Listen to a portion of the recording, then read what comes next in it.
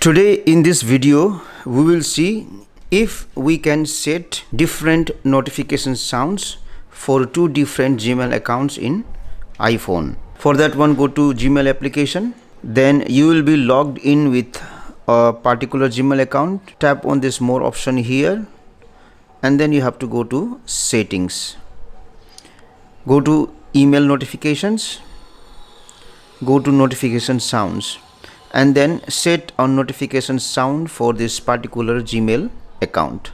After that, done. And then tap on this profile icon here, then log in with different Gmail account. After that, again go to this more option here, go to settings, go to email notifications and then go to notification sounds. And for this Gmail account you can select different notification sound.